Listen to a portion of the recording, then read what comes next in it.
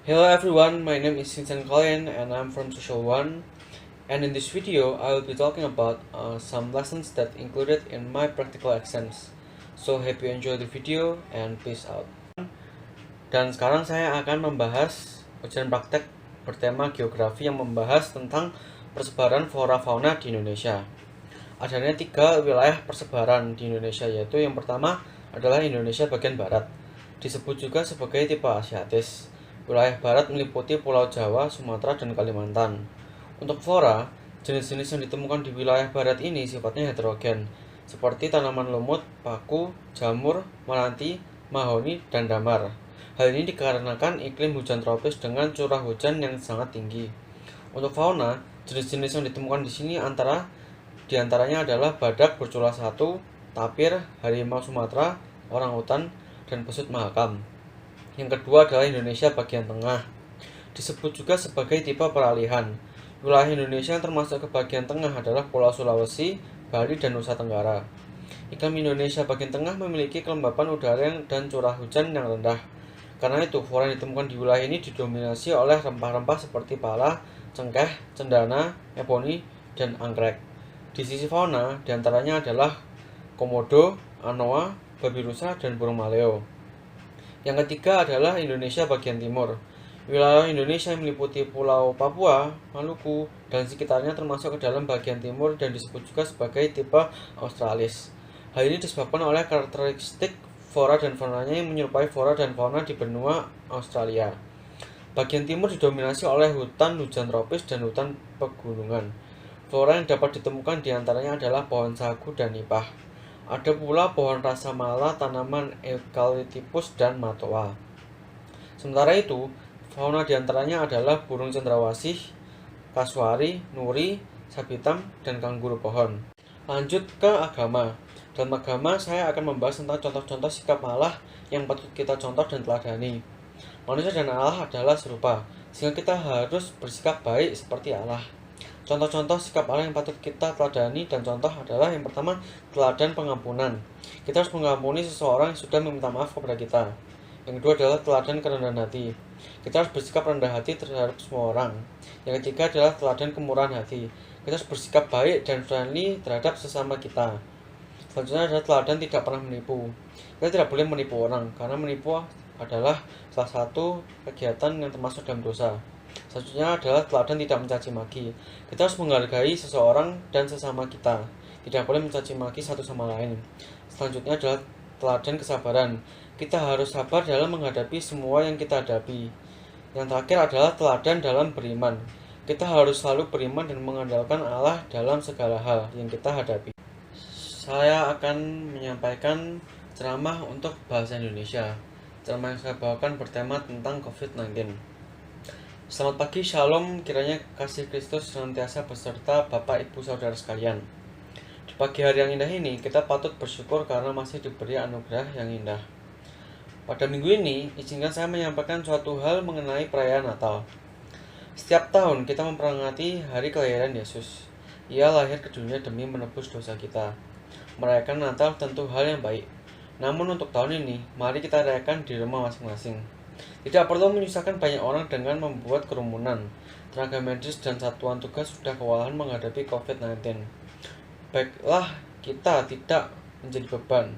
Kristus mengajarkan kasih pada sesama manusia dengan mematuhi protokol dan mengalahkan ego kita untuk merayakan Natal ramai-ramai adalah wujud kasih kita. Saya percaya berkat Natal tidak akan berkurang hanya karena kita tidak dapat berkumpul dan beribadah bersama. Pujian dan perayaan yang Tuhan lihat ada dalam hati kita masing-masing. Selama kita memiliki kerinduan untuk selalu memuji dan memuliakan namanya, berkat akan ditambahkan dengan sendirinya dalam kehidupan kita. Demikian sepatah dua kata dari saya. Menjelang hari kelahiran Yesus, biarlah kita semakin bertumbuh dalam iman dan kasih. Semoga Bapak, Ibu, dan saudara-saudara sekalian senantiasa diberi kesehatan. Selamat pagi, Shalom. Lanjut ke sosiologi, yang membahas tentang permasalahan karena pengaruh globalisasi. Contoh-contoh dampak dari globalisasi terhadap lingkungan masyarakat. Menghilangnya tradisi masyarakat, mulai dari bahasa, kebiasaan sehari-hari, makanan, hingga pakaian yang kita mencerminkan tradisi.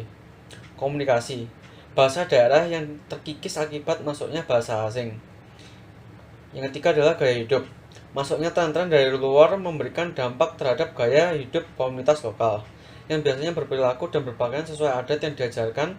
Globalisasi memungkinkan terjadinya westernisasi dan Korean Wave yang membuat kita meniru gaya ala-ala Barat dan Korea. Sikap-sikap yang harus kita terapkan dalam menghadapi era globalisasi seperti sekarang ini. Yang pertama adalah berusaha mengikuti perkembangan iptek. Yang kedua adalah mencintai atau membeli produk lokal dalam negeri. Yang ketiga adalah menyaring budaya asing yang masuk ke negara kita yang sesuai dengan kepribadian bangsa. Beralih ke ekonomi. Dalam ekonomi ini saya akan membahas tentang cara mengatasi pengangguran. Yang pertama dengan membuka lapangan kerja. Hal yang paling penting untuk mengatasi pengangguran adalah membuka lapangan kerja sebanyak-banyaknya. Yang kedua adalah meningkatkan peredaran modal usaha. Meningkatkan peredaran modal usaha juga dapat mengatasi meningkatnya angka pengangguran di negara. Yang ketiga adalah menempatkan pencari kerja di tempat yang tepat, agar dapat membuat pencari kerja lebih mudah mendapatkan pekerjaan dan lebih loyal pada perusahaan. Yang keempat adalah melatih para pencari kerja untuk membuat usaha sendiri. Hal ini dilakukan agar lowongan menjadi semakin banyak dan tingkat pengangguran menjadi menurun. Yang kelima adalah memberikan penyuluhan ke masyarakat. Memberikan penyuluhan untuk masyarakat mengenai teknologi dan perekonomian. Yang terakhir adalah untuk memberikan pelatihan sertifikasi ke pencari kerja. Memberi pelatihan bersertifikasi pada pencari kerja juga dapat membantu mengatasi tingkat pengangguran yang tinggi. Oke, beralih ke musik, saya akan menyanyikan lagu Gundul-Gundul Pacul sambil menggunakan alat botol berisi beras. Gundul-gundul pacul kembelengan, yunggi-yunggi wakul kembelengan, wako glempang sekane dadi saklatar, wako glempang sekane dadi saklatar. Dari olahraga, saya akan menunjukkan senam klasik saya dalam 1 menit. Silahkan ditonton.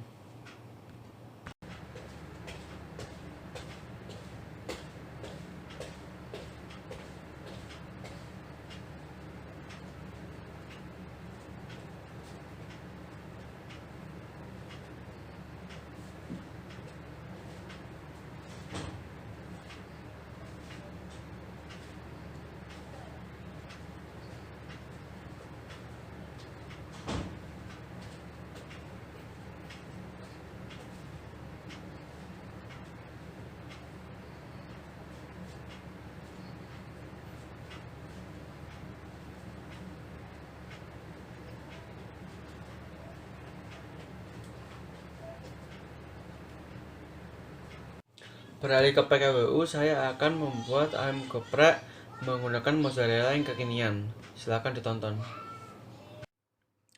Jadi pertama bahan-bahan yang digunakan adalah tepung, ayam, tepung basah, keju mozzarella, 1 cabai dan 1 bawang putih. Balurlah ayam yang sudah terkena tepung basah ke tepung kering hingga merata.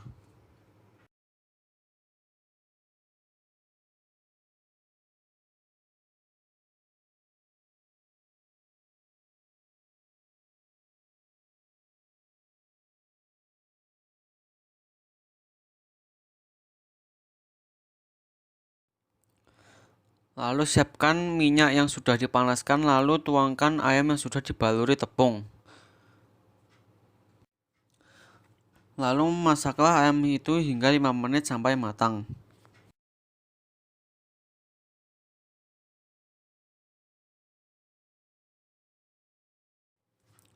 Jika ayam sudah matang, siapkan cobekan bawang putih dan cabai, lalu gepreklah bawang putih dan cabai itu secara bersamaan. Jika sudah rata geprekannya, lalu masukkan ayam goreng tersebut ke dalam tempat yang sudah disediakan bawang putih dan cabai tersebut. Lalu gepreklah ayam itu hingga hancur.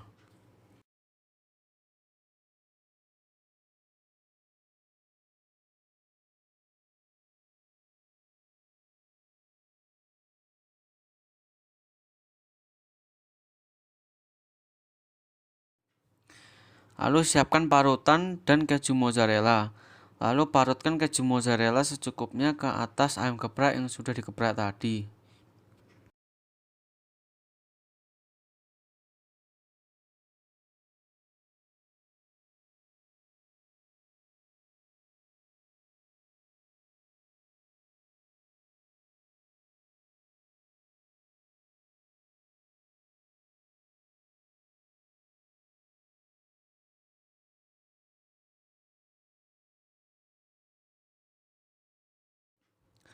Lalu masukkan ayam yang sudah dikasih mozzarella di atasnya ke dalam oven.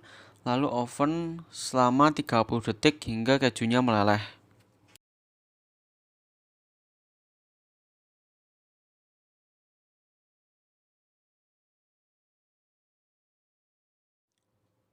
Jika 30 detik sudah berlalu, keluarkanlah piring tersebut dan ayam geprek mozzarella siap dihidangkan.